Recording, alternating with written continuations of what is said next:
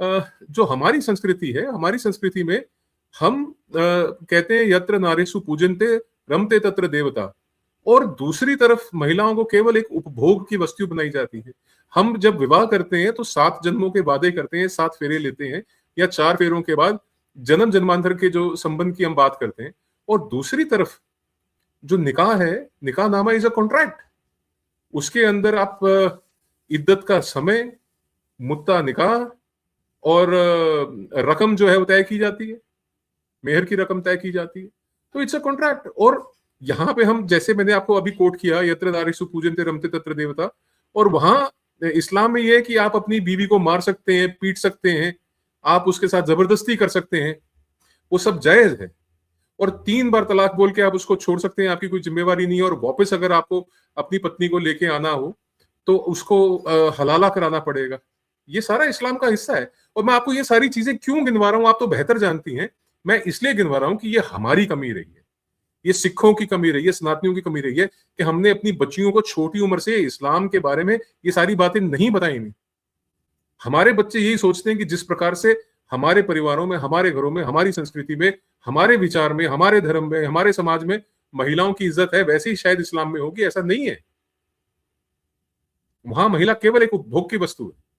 और इस्लाम में तो यहां तक है कि आपको गुलाम रखना जायज है, गुलाम को बेचना खरीदना जायज है। अगर आप युद्ध में कहीं जीतते हैं तो महिलाएं माले गनीमत का हिस्सा हैं। इन बातों को हमने कभी भी अपने बच्चों को इंट्रोड्यूस नहीं कराया। मैं समझता हूं कि सबसे बड़ी कमी हमारे समाज की यही रही। हमारे बच्चे ये कहते हैं, ये तुरंत हमारे को दिया गया कि सभी धर्म बराबर है। और अगर इन बातों से हम छोटी उम्र में ही अगर अपनी बच्चियों को वाजे करा दें कि साहब ये उनका कल्चर है और इस प्रकार के ये लोग हैं, तो बच्चे उनसे बचते भी हैं। परंतु क्या करेंगे आप, जब कोई अगर अपना आधार कार्ड नकली बनवा ले, कोई अपना झूठा नाम बता के किसी को अपने झांसे में फंसा ले, फिर बच्चियां सूटकेसों में मिलती हैं, ड्रमों में मिलती हैं, आधी जली लाशें मिलती हैं बच्चियों की। ये वही तो, ये वही बर्बर सोच के मालिक हैं जो भारत के अंदर भी, मेरे को अच्छे से याद है, पीलीभीत का एक केस था, उसके बाद हल्द्वानी का एक केस था।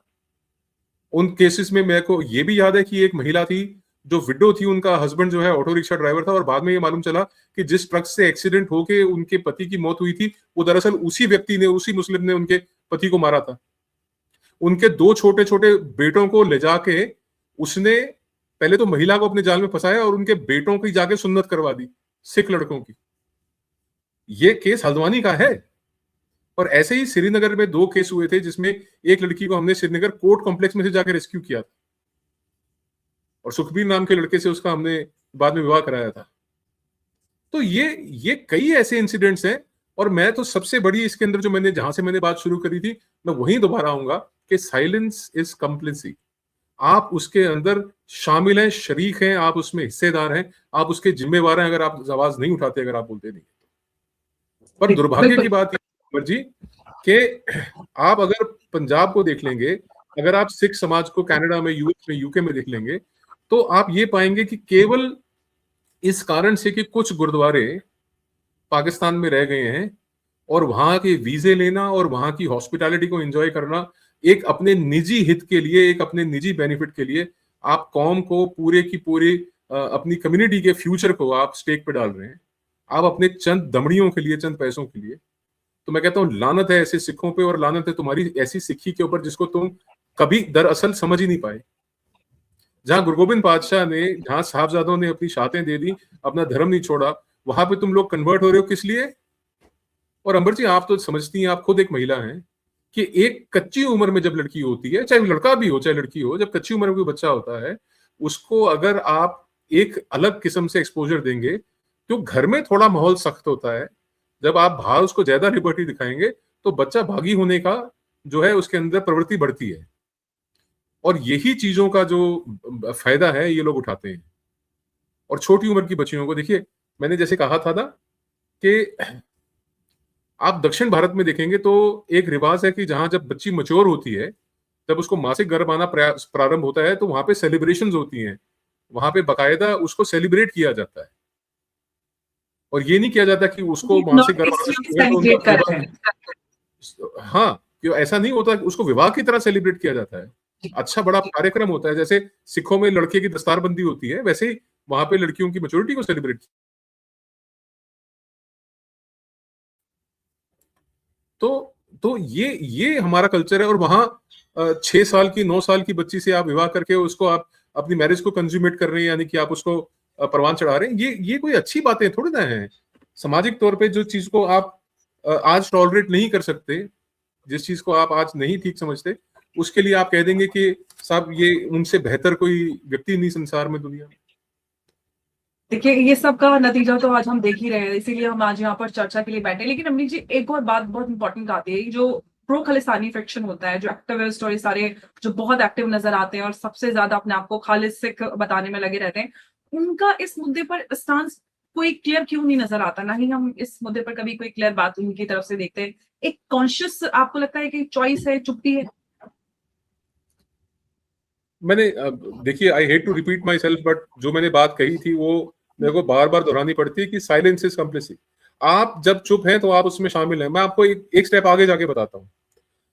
श्री अकाल तख्त साहब जो है, हम सब सिख उसके आगे नतमस्तक होते हैं, हम श्री अकाल तख्त साहब को अपनी सुप्रीम सीट मानते हैं। परंतु क्या आप जानती हैं कि जो भूतपूर्व अकाल तख्त के जत्थेदार हैं, यानी हरप्रीत सिंह, उनका एक बयान था जिसमें उन्होंने कहा था कि सिक्खी इस्लाम के ज्यादा करीब है बजाय सनातन के।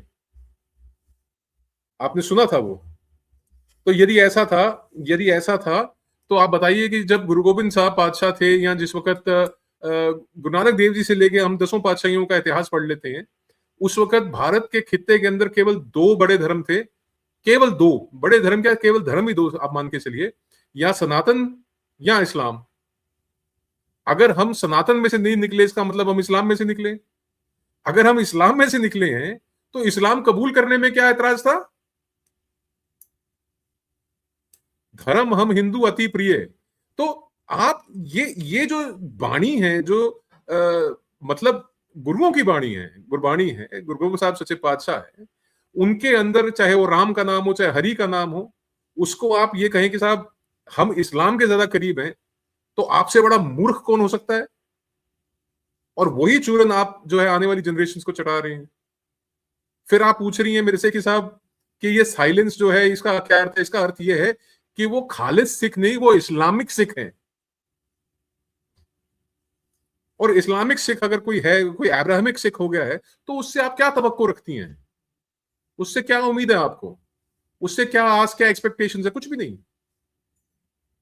पर मैं आपको एक बात और आज बड़े वाजे बता दूं अंबर जी, कि ये बड़ा दुर्भाग्यपूर्ण है कि भारत के अंदर अभी भी जिन लोगों ने इन कट्टरपंथियों की तरफदारी करी, जिनके इनके तरफ रहे, जिन लोगों ने चाहे वो किसान आंदोलन की आड़ के अंदर जो है खालिस्तानियों को हवा दी, या जिन्होंने एंटी इंडिया या भारत के विरोध बात करी, उनमें से कई लोग तो आज खुद सत्तासीन है।